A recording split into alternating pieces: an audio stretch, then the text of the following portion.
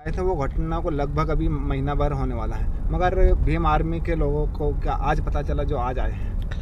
Bhim army की धमक इतनी है उस आंदोलन के बाद कि हमें कोई आंदोलन करने की ज़रूरत ही नहीं पड़ रही है। हमारे काम सब मतलब प्रशासन से हम लोग चेतावनी देते हैं, उसमें काम हो रहा है, और जहाँ पर काम नहीं हो रहा है वहाँ पर आंदोलन। विधानसभा चुनाव में चुनाव के वक्त आप पर आरोप लगे कि आपने बीजेपी से फंड लिया है। देखिए, इतिहास के चाहे मान्यवर साहब कांसीराम हो, चाहे बाबा साहब हो, बाबा साहब तक को तो मतलब अंग्रेजों को दलाल घोषित कर दिया था कि भाई ये तो अंग्रेजों की तो कुछ नहीं है। इससे बड़े बड़े आरोप लगेंगे अभी समाज अगर हम लोग। मैं हूं संजय सोलंकी। अभी हमारे साथ एक ऐसी शख्सियत हैं जो मध्य प्रदेश का एक चर्चित चेहरा है, वो किसी परिचित के मोहताज नहीं है। हमारे साथ हैं डाउन कर लो पूर्व प्रदेश अध्यक्ष माननीय सुनील अस्तेई जी। बहुत बहुत स्वागत है भैया आपका। ये इस प्रकार से ग्राउंड रिपोर्ट कर रही है, बहुत मध्य प्रदेश के अंदर एक अच्छा मुकाम हासिल होगा एक दिन। बताइए। आज आप आष्टा तहसील के गुराड़ा रूपचंद में आए थे। जो जिस घटना को लेकर आए थे वो घटना को लगभग अभी महीना भर होने वाला है, मगर भीम आर्मी के लोगों को क्या आज पता चला जो आज आए हैं। देखिए, भीम आर्मी के ही लोगों ने चक्का जाम किया था, और भीम आर्मी के लोगों ने कहा था कि हम डेड बॉडी नहीं लेंगे जब तक हमें न्याय नहीं मिलता तब तक। लेकिन कुछ भाजपा और कांग्रेस के जो लोग हैं उन्होंने परिवार के ऊपर दबाव बनाया, और किस प्रकार से जो चीज़ें हुई वो चीज़ें आपके सामने हैं। अगर भीम आर्मी की बात मान लेते तो भाई 10 इतना नहीं समझ नहीं लगता। दूसरी बात है कि पूरी भीम आर्मी की टीम थी। मैंने खुद बात करी, एसपी से बात करी, मैंने यहाँ के टीआई से बात करी मैंने, और हमारी पूरी टीम ने बात करी, और हम लोग धरने में शामिल थे। मेरा अभी स्वास्थ्य खराब चल रहा है, इस कारण मैं उस धरने में नहीं आ पाया था। लेकिन जब मेरा स्वास्थ्य ठीक हुआ, मैंने परिवार से बात की, परिवार को लगा कि भाई मुझे जाना चाहिए, तो फिर इस प्रकार से मैं यहाँ पर आया, और उनकी मांगें आज तक पूरी नहीं हुई। लगातार देखा जा रहा तो दूसरे प्रदेश में भीम आर्मी एक उच्च लेवल में जा रही है, मगर बीते दिनों में मध्य प्रदेश में भीम आर्मी का स्तर गिरा है। देखिए, मध्य प्रदेश के अंदर भीम आर्मी का स्तर नहीं गिरा है। आपको बता दूं मैं कि मध्य प्रदेश के अंदर भीम आर्मी अभी भी टॉप पोजीशन में पूरे देश के अंदर। आप ये मत भूलो, आपके देश का सबसे बड़ा ऐतिहासिक आंदोलन जो आज तक कभी इतिहास में नहीं हुआ वो हमने किया है भोपाल के अंदर, भीम आर्मी ने किया है, आर्य समाज पार्टी ने किया है। और मैं बता दूं कि भीम आर्मी की धमक इतनी है उस आंदोलन के बाद कि हमें कोई आंदोलन करने की ज़रूरत ही नहीं पड़ रही है। हमारे काम सब मतलब प्रशासन से हम लोग चेतावनी देते हैं, उसमें काम हो रहा है, और जहाँ पर काम नहीं हो रहा है वहाँ पर आंदोलन भी कर रहे हैं हम लोग। और अभी हम लोगों ने एक राजगढ़ के अंदर हम लोग कल गए थे, तो वहाँ से न्यूज़ मिली कि हमारे लोगों की ज़मीन छीनी जा रही, तो हमने वहाँ पर एक घोषणा की राष्ट्रीय अध्यक्ष जी के माध्यम से, विनयतन जी के माध्यम से, कि भाई प्रत्येक महीने के पहले सोमवार को हम भीम आर्मी जन सुनवाई करेंगे, और वहाँ से सारे आवेदन इकट्ठा करके हम लोग कलेक्टर को देंगे, और उस पर बात करेंगे कि अभी तक हमें न्याय क्यों नहीं मिल रहा है। कल राष्ट्रीय अध्यक्ष माननीय विनयरतन सिंह जी भी राजगढ़ आए और इंदौर भी आए। क्या रणनीति बनाई आगे मध्य प्रदेश के लिए। देखिए, माननीय राष्ट्रीय अध्यक्ष जी का हम लोग पूरे प्रदेश के अंदर जहाँ जहाँ पर भी उनके प्रोग्राम नहीं हुए, जहाँ जहाँ पर भी हमारे कार्यकर्ताओं की मांग है, वहाँ पर हम लोग उनको ले जा रहे हैं। हमारे कार्यकर्ता सक्षम है हर तरह से लड़ाई लड़ने में, चाहे कानूनी रूप से हो चाहे आंदोलन के रूप से हो। पिछले 2023 के विधानसभा चुनाव में चुनाव के वक्त आप पर आरोप लगे कि आपने बीजेपी से फंड लिया है। देखिए, आरोप हमारे ऊपर लगे, क्या आप बता दीजिए कि हम किसी से पैसे लेते हुए पकड़ा है या किसी के गाड़ी में बैठे। भाई हमारे पास हमारी खुद की गाड़ियाँ थी, ठीक है। ये पूरा बीजेपी और कांग्रेस के नेताओं के सर पर हुआ, और वो नहीं चाहते थे कि मध्य प्रदेश के अंदर आर्य समाज पार्टी बड़े ताकत के रूप में उभरे, तो उन्होंने हमें बदनाम करने का प्रयास किया गया। आप देख सकते हैं इतिहास के चाहे मान्यवर साहब कांसीराम हो, चाहे बाबा साहब हो, बाबा साहब तक को तो मतलब अंग्रेजों को दलाल घोषित कर दिया था कि भाई ये तो अंग्रेजों की पैरवी करते हैं। तो आज अब जब समाज की लड़ाई लड़ते हैं तो हमें प्रताड़ित करने का काम किया जाता, बदनाम करने का काम होगा, और ये तो कुछ नहीं है। इससे बड़े बड़े आरोप लगेंगे अभी समाज अगर हम लोग काम करेंगे, समाज के लिए सही काम करेंगे तो इससे बड़े बड़े आरोप लगेंगे। और इसमें आप देख सकते हैं कि अगर हम गलत होते अगर हम गलत होते तो आज कहीं और होते। अध्यक्ष के पद से भी हटा दिया गया नहीं, यहाँ पर क्या होता है कि हमारी उसमें कार्यकारिणी भंग हुई, अकेले मुझे नहीं हटाया, पूरी कार्यकारिणी भंग हुई। और क्योंकि परिवर्तन का नियम है, तो उसमें भाई हर बार नए व्यक्ति को मौका मिलता है, तो भाई हमारे संगठन ने मौका दिया नए व्यक्ति को, और हम लोग साथ में काम कर रहे हैं आज। अभी मध्य प्रदेश में भीम आर्मी की पूरी टीम कार्यकारिणी भंग है। कब तक निर्णय होगा? देखिए, इसका जवाब माननीय राष्ट्रीय अध्यक्ष जी देंगे। मुझे इस बारे में जानकारी नहीं है, लेकिन हम लोग रूट लेवल पर काम कर रहे हैं और बहुत जल्दी हम लोग माननीय अध्यक्ष जी से बात करके यहाँ की कार्यकारिणी का गठन करवाएंगे ताकि समाज के लोगों पर अत्याचार हो रहे वो कम हो। अभी हम देखें तो मध्य प्रदेश और देश में लगातार बहुजनों पर अत्याचार हो रहे हैं। अभी शिवपुरी में हुआ, तो पिछले दिनों सीहोर जिले के आष्टा तहसील के ग्राम गुराड़ा रूपचंद में हुआ। क्या एक जातिवादी देख सकते हैं या फिर देखिए कि मैं वही तो कह रहा हूँ आपसे कि हम उस समाज की लड़ाई लड़ रहे हैं जिनकी आवाज़ को दबाया गया वर्षों से। और आज एक चमार का लड़का, एक बलाई का लड़का, एक भंगी का लड़का, एक पासी का लड़का, एक ढोली का लड़का अगर समाज की आवाज़ उठा रहा है, कलेक्टर की आंखों में आंख डाल के बात कर रहा है, सीएम से सवाल कर रहा है, सीएम को चेतावनी दे रहा है, तो ये लोग ये बात उनको अखर रही है और इसमें कहीं ना कहीं विपक्ष कमज़ोर हो रहा है। तो विपक्ष जो विपक्ष की जो आवाज़ है वो आवाज़ उठा नहीं रही। विपक्ष दलितों के, आदिवासियों की आवाज़ नहीं उठा रही, तो जो आवाज़ उठा रहे उनको बदनाम करने का प्रयास कर रहे हैं। अब देखिए, सुनिए मेरी बात, कल दिग्विजय सिंह जी के हम लोग क्षेत्र में गए, उनको कहते हैं कि राजा साहब, लेकिन बताइए मुझे कि बाबा साहब अम्बेडकर ने संविधान लागू करके राज से ख़त्म कर दी, लेकिन फिर भी अपने आप को वो राजा साहब कहलाते हैं। और उन्होंने हमारे ऊपर आरोप लगाया था कि भाई हम बीजेपी के एजेंट है, लेकिन वहाँ पर जाके मालूम पड़ा कि असली बीजेपी के एजेंट तो वो है।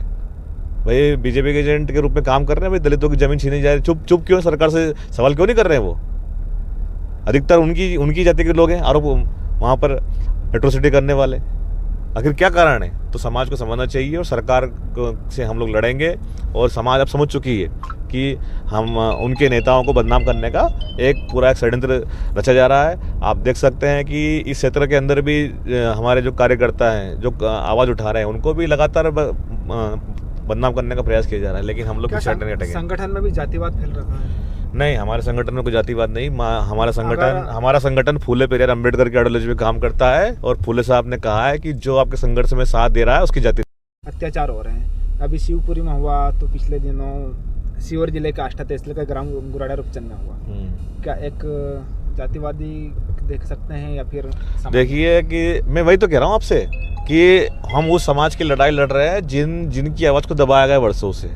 और आज एक चमार का लड़का, एक बलाई का लड़का, एक भंगी का लड़का, एक पासी का लड़का, एक ढोली का लड़का अगर समाज की आवाज़ उठा रहा है, कलेक्टर की आंखों में आंख डाल के बात कर रहा है, सीएम से सवाल कर रहा है, सीएम को चेतावनी दे रहा है, तो ये लोग ये बात उनको अखर रही है और इसमें कहीं ना कहीं विपक्ष कमज़ोर हो रहा है। तो विपक्ष जो विपक्ष की जो आवाज़ है वो आवाज़ उठा नहीं रही। विपक्ष दलितों के, आदिवासियों की आवाज़ नहीं उठा रही, तो जो आवाज़ उठा रहे हैं उनको बदनाम करने का प्रयास कर रहे हैं। अब देखिए, सुनिए मेरी बात, कल दिग्विजय सिंह जी के हम लोग क्षेत्र में गए, उनको कहते हैं कि राजा साहब, लेकिन बताइए मुझे कि बाबा साहब अम्बेडकर ने संविधान लागू करके राज से ख़त्म कर दी, लेकिन फिर भी अपने आप को वो राजा साहब कहलाते हैं। और उन्होंने हमारे ऊपर आरोप लगाया था कि भाई हम बीजेपी के एजेंट है, लेकिन वहाँ पर जाके मालूम पड़ा कि असली बीजेपी के एजेंट तो वो है।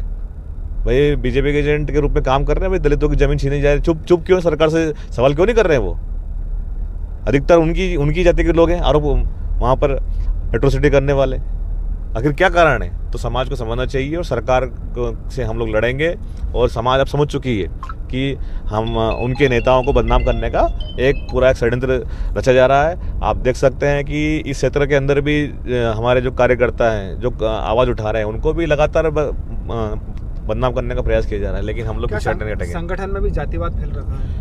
नहीं, हमारे संगठन में कोई जातिवाद नहीं। हमारा संगठन फूले पेरियार अम्बेडकर की आइडियोलॉजी में काम करता है और फूले साहब ने कहा है कि जो आपके संघर्ष में साथ दे रहा है उसकी जाति नहीं पूछी जाती।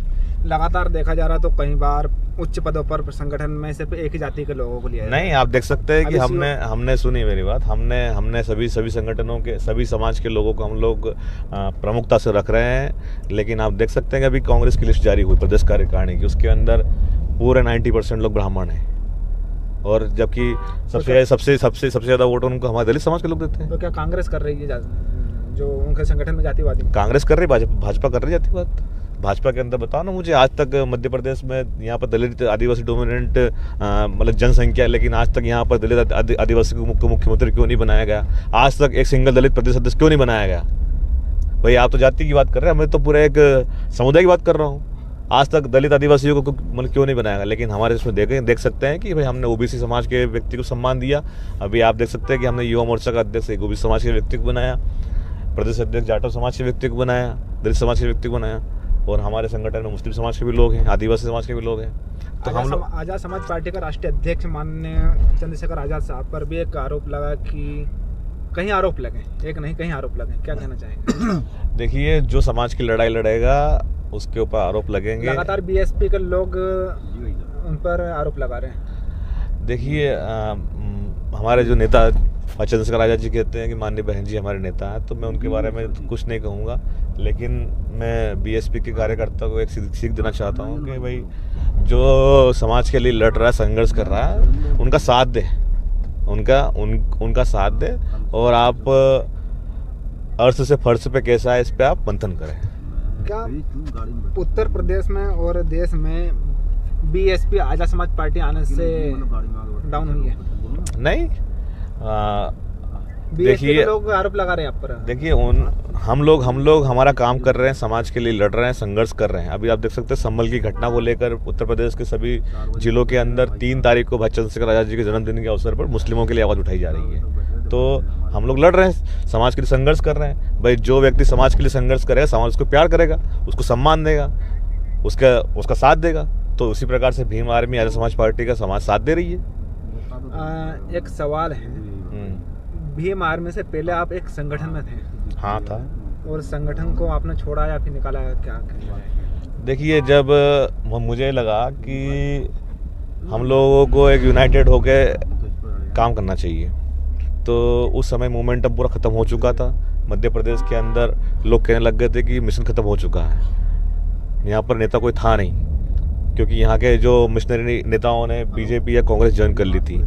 तो उस समय एक वो थी, तो मुझे लगा कि भाई भीम आर्मी के रूप में मुझे काम करना चाहिए। तो उस समय मैंने भीम आर्मी का झंडा उठाया। उस समय तो लोग मतलब झंडा उठाने से डरते थे कि कहीं जेल में ना डाल दे, कहीं एनएसए ना लगा दे, कहीं मतलब जेल ना हो जाए, इसलिए उस समय हमने काम किया। और आज आप देख सकते हैं कि पूरे मध्य प्रदेश के अंदर भीम आर्मी कहाँ पर खड़ी है। आज आप एक मध्य प्रदेश में चर्चित चेहरा है भीम आर्मी के नाम से। अगर कोई भी मामला होता तो आपकी जो भीम आर्मी वो पहले पहुंचती है, मगर इस मामले सबसे बाद में पहुंची है। सबसे पहले पहुंची मेरी भीम आर्मी। हमारे यहाँ के हमारे अजय परमार जी, संजय मालवी जी, और हमारे रोहित सूर्यवंशी, और हमारे तमाम कार्यकर्ता, अरविंद, रोहित, जितने भी हमारे कार्यकर्ता हैं, सब लोग गब्बर, सब लोगों ने फ्रंट फुट पर वहाँ पर आंदोलन किया, पता आपको। और उनके ऊपर टीआई ने धमकी तक दी कि भाई अगर तुम नहीं हटोगे आंदोलन से तो हम लोग एफआईआर कर देंगे। तो उन्होंने कहा कि भाई हम लोग एफआईआर झेल लेंगे, लेकिन समाज के लिए लड़ेंगे। आप देख लेना वीडियो उठा के, अगर आप वहाँ पर मौजूद होंगे तो आप एक बार देखना कि भीम आर्मी के वहाँ पर कितने लोग थे। मध्य प्रदेश में कार्यकर्ताओं के लिए क्या संदेश है? मध्य प्रदेश में कार्यकर्ताओं के लिए संदेश है कि आप लोग संघर्ष करें, और ये भाजपा और कांग्रेस के लोग आपको झूठा और आपको बरगलाने का प्रयास करेंगे, लेकिन आप लोग नहीं डरे। भीम आर्मी आपके लिए तत्पर खड़ी है। भाई चंद्रशेखर आज़ाद जी के संघर्ष को आप साथ दें, विंद्ररतन जी को साथ दें, और हम लोग पूरे प्रदेश के अंदर तन मन धन से काम करेंगे। और हमें जो बदनाम करने का प्रयास करेगा उसको हम लोग छोड़ेंगे नहीं। और मैं उन विरोधियों को भी कहना चाहता हूं कि आप सोशल मीडिया के माध्यम से हमें बदनाम कर सकते हैं, लेकिन समाज के युवाओं के दिल से हमें नहीं निकाल सकते। हम लोग हमेशा इसी प्रकार लड़ाई लड़ते रहेंगे। और अगर समय मिला, धमकियाँ मिल रही है, हमें धमकियाँ मिल रही है कि आप लोग क्यों कर रहे हैं, लेकिन हमने कह दिया कि समाज के लिए हम लोग मरने को तैयार है। जब तक शरीर के अंदर खून का एक कतरा रहेगा तब तक हम लोग पीछे नहीं हटेंगे। समाज के लिए लड़ेंगे, मरेंगे, डटेंगे। तो हमारे साथ थे पूर्व प्रदेश अध्यक्ष माननीय सुनील वाजपेयी जी। आपने उनको सुना, बने रहिए हमारे साथ।